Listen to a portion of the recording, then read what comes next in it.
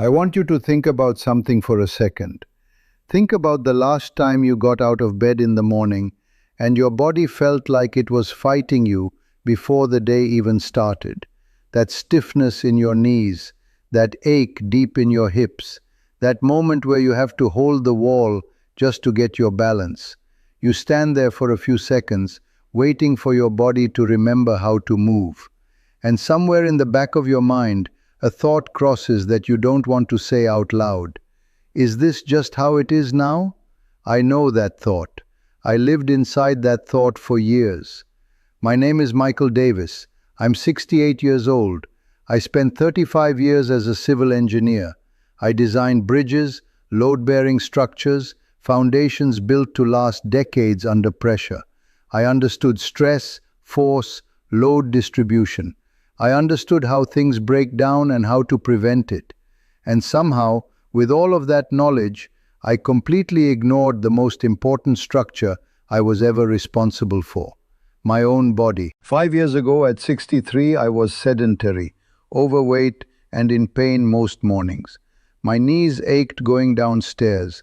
My hips locked up if I sat too long. My lower back screamed after 20 minutes standing in the kitchen. I told myself it was age. I told myself this was just what happened.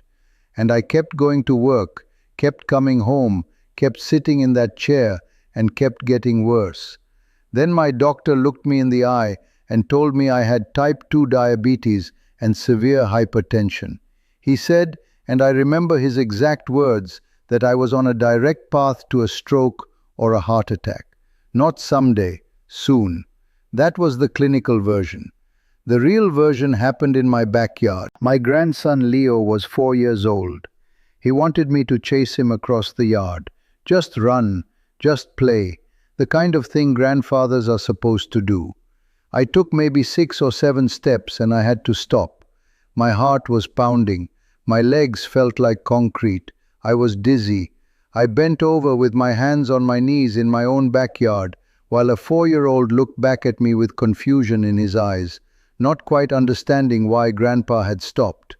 I understood in that moment something the doctor's words hadn't made real. I wasn't just unhealthy, I was disappearing. I was becoming someone who watched life from a chair. And if I kept going the way I was going, Leo was going to grow up with a grandfather he barely remembered. Not because I died, because I never really showed up. That night I made a decision. Not an emotional one, an engineering one. I sat down and I thought about what I actually knew about structures. When a bridge fails, it almost never fails because of one catastrophic event.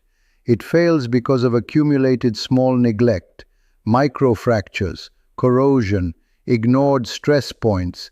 The failure looks sudden, but it was years in the making. My body was exactly that. A structure that had been neglected at the foundational level for decades. So I did what engineers do. I went back to the foundation.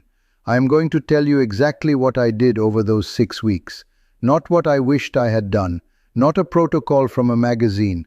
What I actually did, starting from almost zero, with joint pain, with limited mobility, with no gym membership, and no interest in anything that required more than 10 minutes at a time. The first thing I had to accept was the hardest. The pain in my joints was not a reason to stop moving. It was a reason to move differently. In engineering, when a structure is under stress, you don't remove it from load entirely. You redistribute the load. You support it intelligently. That is what the first 2 weeks were about. Every morning, before I stood up from bed, I spent 5 minutes doing what I now call foundation work.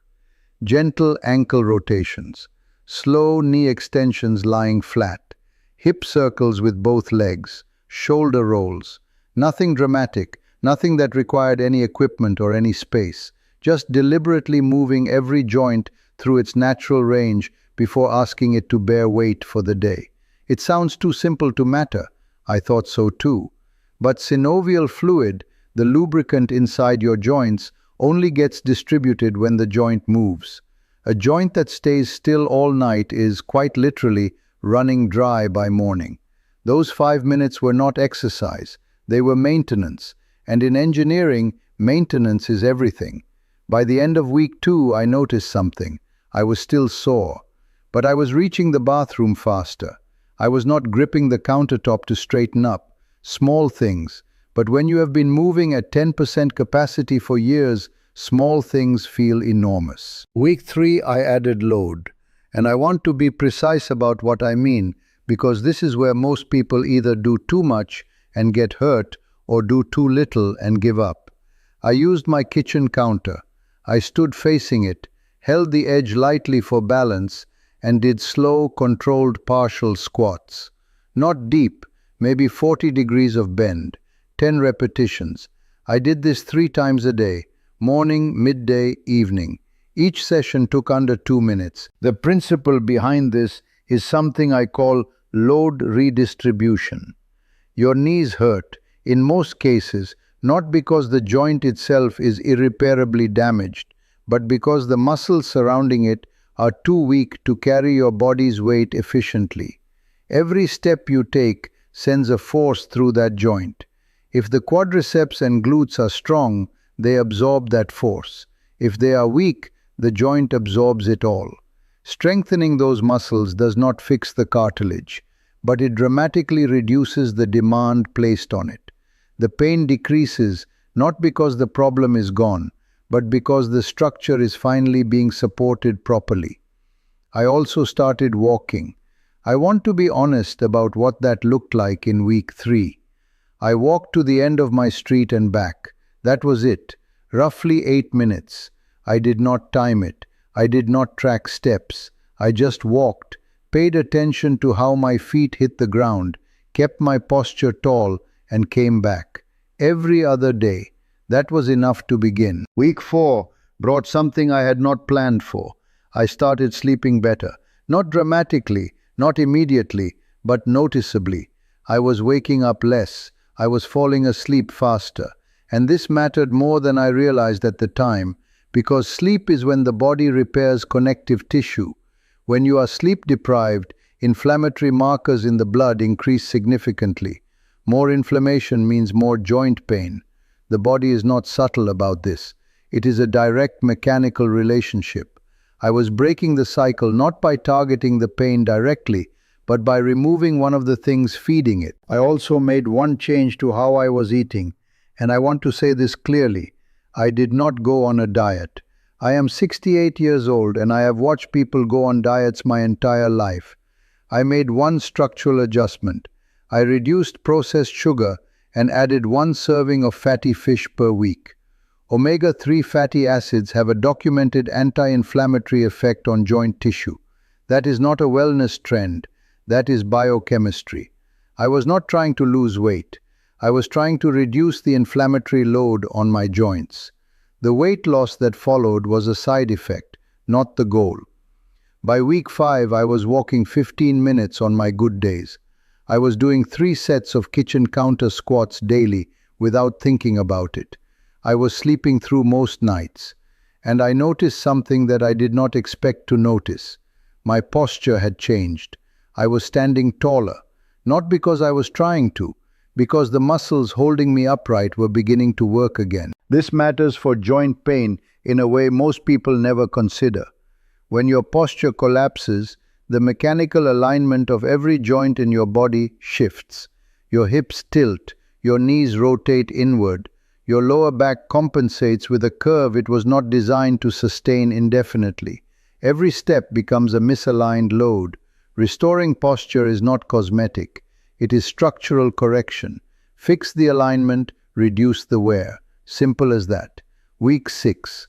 I walked out into my backyard on a Sunday morning. The grass was still wet. Leo was visiting that weekend. He had just turned 5. He ran out behind me, already laughing before we had even started. And I ran.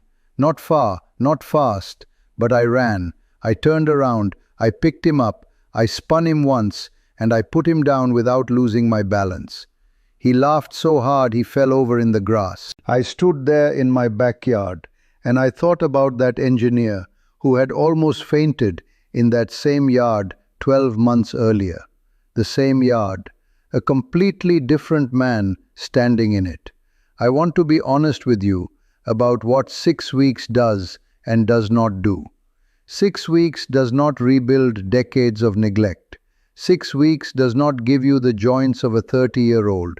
What 6 weeks of consistent, intelligent, foundational work does is prove to you that your body still responds, that the structure is not condemned, that the foundation can be repaired. And once you know that, everything changes. Because you stop waiting for the pain to go away before you start moving. You understand that the movement is what makes the pain go away. I built this channel because I spent my career designing things that were supposed to last. And I almost let the most important structure of my life collapse from neglect. If you are over 60 and you wake up every morning negotiating with your own body, I want you to know something. You are not past the point of rebuilding. The body is not a machine that wears out on a fixed schedule. It is a structure that responds to load, to care, to consistency, and to intelligence. Fix the foundation first. Everything else follows. In the next video, I am going to show you the exact morning routine I used in those first 2 weeks. 5 minutes. No equipment. No floor work if your knees cannot handle it. Just the foundational movements that started everything for me. If you want that, make sure you are subscribed and hit the notification bell so you do not miss it. I am Michael Davis, and I will see you in the next one.